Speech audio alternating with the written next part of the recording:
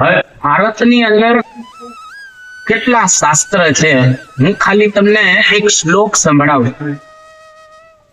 કે આપણા ભારત વર્ષની અંદર શાસ્ત્ર કેટલા છે. આપણે એની ગણતરી કરી શકીએ એવું નથી, પણ ભટ્ટોજી દીક્ષિત એમણે એક વાત કરેલી છે કે બૃહસ્પતિ વક્તા ઇન્દ્રસ્ય શ્રોતા દિવ્યમ વર્ષ સહસ્રમ પ્રતિપદોક્તા શબ્દાનામ પારાયણમ પ્રોવાચ નાંતમ જગામ.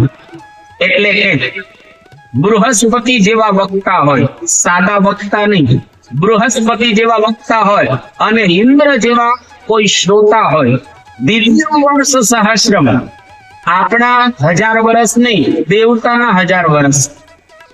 આપણા 100 વર્ષ બરાબર દેવતાનું 1 વર્ષ. એટલે કે દેવતાના 1000 વર્ષની આવરદા હોય એટલે આપણી 1,00,000 વર્ષની આવરદા. પ્રતિપ્રદોક્તા શબ્દાની પારાયણમ પ્રોવાચનાનંદમ જગામ. એટલે કે ખાલી વાંચન જ કરવામાં આવે ગ્રંથોનું, એની ઉપર કોઈ નિરૂપણ નહીં, એની ઉપર કોઈ ટીકા ટિપ્પણી નહીં, એની ઉપર કોઈ ભાષ્ય નહીં, કશું કઈ નહીં, ફક્ત વાંચન કરવામાં આવે તો પણ 1,00,000 વર્ષ વાંચીએ તો ન ઉઠે એટલા આપણે ભારતની અંદર શાસ્ત્ર રહેલા છે. આ બધા જ શાસ્ત્રોનો સાર આપણને પરમ પૂજ્ય મહંત સ્વામી મહારાજે આ સત્સંગ દીક્ષા ગ્રંથની અંદર મૂકી દીધેલો છે. કેટલો એક અદ્ભુત આ ગ્રંથ રહેલો છે. સ્વામીને એટલો બધો આનંદ ઉમંગ હતો અને સ્વામી વાત કરે છે કે વઢવાણમાં જયારે બ્રહ્મ સ્વરૂપ શાસ્ત્રીજી મહારાજ વડતાલની અંદર હતા અને વઢવાણની અંદર અક્ષર પુરુષોત્તમ મહારાજ છેલ્લા ખંડની અંદર બેઠા વિરાજમાન થયા, પ્રતિષ્ઠિત થયા. એ વખતે શાસ્ત્રીજી મહારાજને તાળ મળ્યો કે અક્ષર પુરુષોત્તમ મહારાજ બેસી ગયા છે આ બ્રહ્માંડની અંદર પહેલી વખત. શાસ્ત્રીજી મહારાજ એટલા બધા પ્રસન્ન થયા એ તાર લઈ અને કોઠારી ગોરધનભાઈ પાસે આવે છે અને ગોરધનભાઈ કોઠારી આ તાર વાંચ્યો અને આમ ઠણકો કર્યો. શાસ્ત્રીજી મહારાજ ને કહે છે ગોરધનભાઈ કોઠારી, ત્યાંથી શાસ્ત્રીજી મહારાજ તો જતા રહ્યા, પછી તરત કળ વળી એટલે ગોરધનભાઈ કોઠારી પુનઃ શાસ્ત્રીજી મહારાજને બોલાવે છે કે કેવી રીતે વઢવાણની અંદર પ્રતિષ્ઠા થઈ અક્ષર પુરુષોત્તમની એ તું મને બધું બતાવ. અને શાસ્ત્રીજી મહારાજે બધો ઇતિહાસ કહ્યો. એ વખતે ગોરધનભાઈ કોઠારી એવું બોલ્યા કે શાસ્ત્રી, મેં એવું નક્કી કરેલું હતું કે જ્યાં સુધી મારી હાજરી હોય ત્યાં સુધી અક્ષર પુરુષોત્તમ મહારાજ આ બ્રહ્માંડની અંદર ન બેસવા જોઈએ. આ ગોરધનભાઈ કોઠારીની પ્રતિજ્ઞા કહો કે પછી એનો નિર્ણય કહો કે નિશ્ચય કહો. બ્રહ્મ સ્વરૂપ શાસ્ત્રીજી મહારાજ એવું બોલ્યા કે ગોરધનભાઈ, મેં એવું નક્કી કરેલું હતું કે તમારી હાજરીમાં અક્ષર પુરુષોત્તમ મહારાજ બેસે અને આજે બેસી ગયા. અક્ષર પુરુષોત્તમ મહારાજ બેઠા એટલે ગોરધનભાઈ કોઠારી બોલ્યા કે શ્રીજી કરે તે ખરું, ભગવાને કર્યું એ ખરું. તો બ્રહ્મ સ્વરૂપ શાસ્ત્રીજી મહારાજ એમ બોલ્યા કે આ શ્રીજી કર્યું છે. આ વઢવાણમાં અક્ષર પુરુષોત્તમ મહારાજ બેઠા એ ભગવાન સ્વામિનારાયણ જ બેસાડેલા છે. આવું બ્રહ્મ સ્વરૂપ શાસ્ત્રીજી મહારાજ બોલ્યા અને એને ખૂબ આનંદ હતો. આજે પરમ પૂજ્ય મહાન સ્વામી મહારાજ એમ કહે છે આ ગ્રંથ લખાઈ ગયા પછી કે બ્રહ્મ સ્વરૂપ શાસ્ત્રીજી મહારાજને જેવો આનંદ હતો એવો આજે અમને આનંદ થઈ રહેલો છે કે આ ગ્રંથ આવો એક સુંદર લખાયો. તો સ્વામી બાબાને ખૂબ આનંદ અને રાત્રે સ્વાભાવિક રીતે આમ ઘડિયાળ નિહાળે, એની અંદર બધા એકડા ભેગા થાય, બધા બગડા ભેગા થાય કે તગડા ભેગા થાય તો સ્વામી એ વખતે જય બોલાવે અથવા તો કંઈ પણ કરે. તો આજે 2:22 રાત્રે 2 વાગ્યા હતા, 22 મિનિટ અને 22 સેકન્ડ થઈ હતી.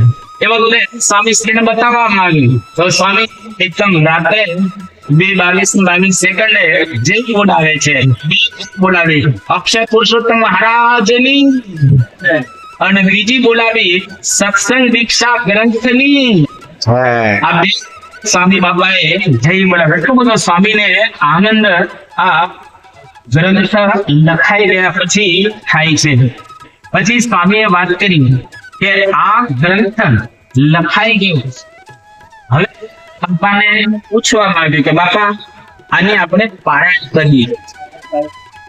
હવે મહંત સ્વામી મહારાજે પોતાની જિંદગીમાં કે લાઈફમાં કે જીવનમાં કોઈ દિવસ એક ગ્રંથ ઉપર સડન પારાયણ કરેલી નથી. હા, છૂટક પારાયણ કરે, પણ આખા ગ્રંથને ક્યારેય એમણે એવો ન્યાય નથી આપ્યો કે આખો ગ્રંથ એટલે કે પારાયણ એમને કરેલી હોય.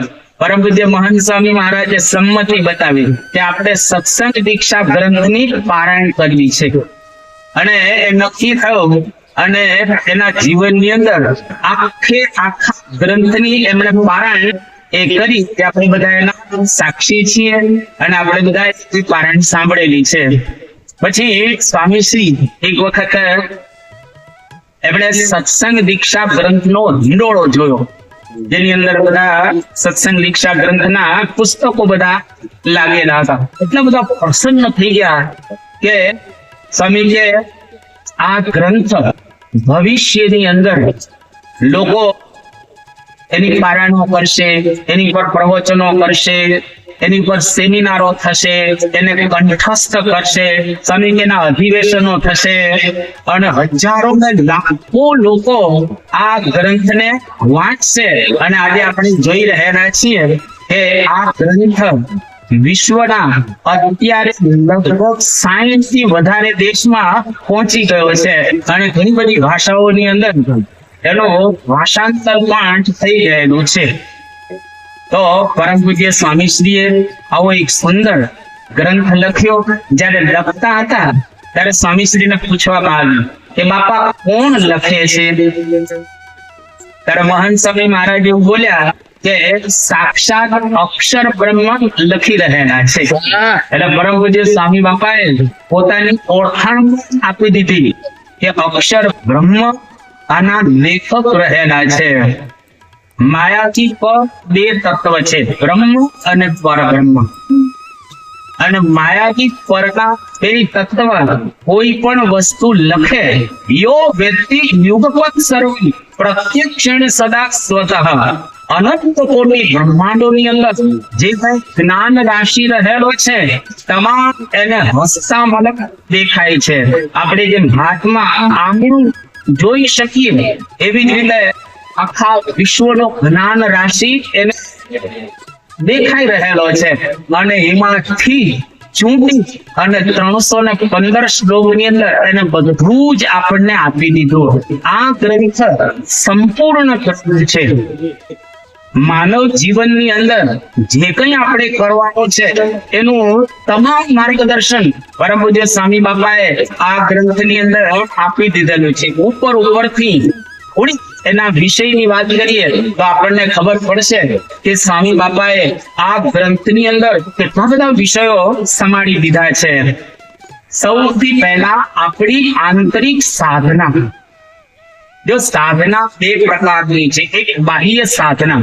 તમે બધા નવસારી અને ઉકાઈથી અહીંયા આગળ આવ્યા, સવારના કદાચ વહેલા ઉઠ્યા હશો, બપોરે સુવા નહીં મળ્યું હોય, રસ્તાની અંદર થોડી તકલીફ પણ પડેલી હશે, પણ અહીંયા આગળ તમે દર્શન કરવા માટે આવ્યા.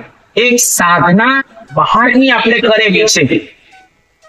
કોઈ જુદા જુદા પ્રકારની આવી સાધનાઓ કરતા હોય છે, ગબડ યાત્રા કરે, તીર્થ યાત્રા કરે, વગેરે વગેરે.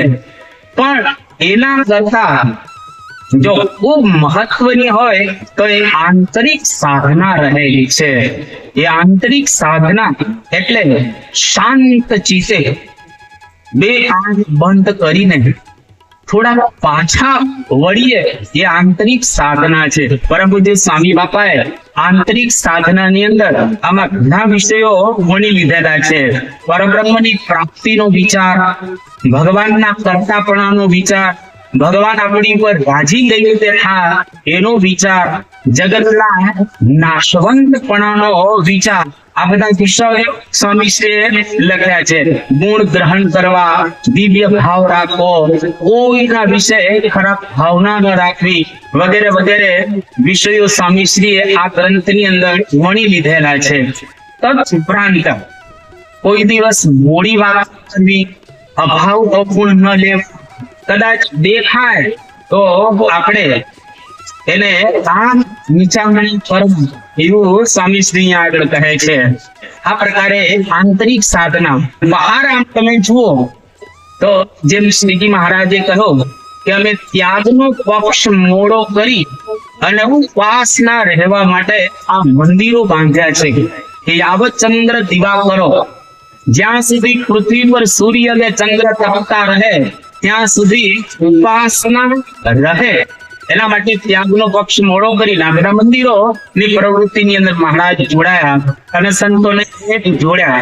તો આની અંદર મંદિરોને લક્ષી નહીં છે, એવું બધું સ્વામીએ કહેલું છે.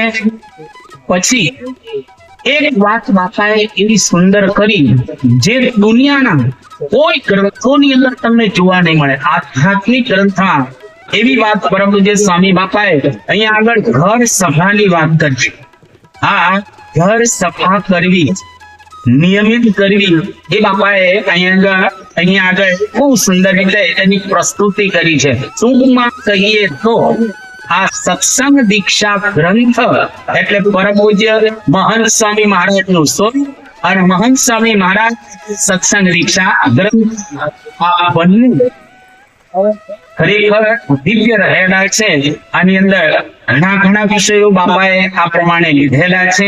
એટલે આજે વિશેષ વાત ન કરતા આપણે એટલું જ કહીએ કે નિયમિત રીતે સત્સંગ દીક્ષા ગ્રંથ વાંચીએ એટલું અગત્ય નથી, પણ વાંચ્યા પછી એનું મનન કરી, એની ઉપર થોડો નિધિધ્યાસન કરીએ અને એક સમય એવો આવશે આ કરતા કરતા આપણને સાક્ષાત્કાર થશે અને આપણે ખરેખર ભગવાનને પ્રાપ્ત કરી શકીશું. તો આજે પરમ પૂજ્ય મહંત સ્વામી મહારાજના શ્રી ચરણોમાં પ્રાર્થના કરીએ કે બાપા આપે દિવ્ય ભાવનાથી આવો એક સુંદર કષ્ટ સહન કરીને ગ્રંથ લખ્યો છે. અક્ષરશઃ ગ્રંથ અમારા જીવનની અંદર અમે એને ઉતારી શકીએ, એને આત્મસાત કરી શકીએ.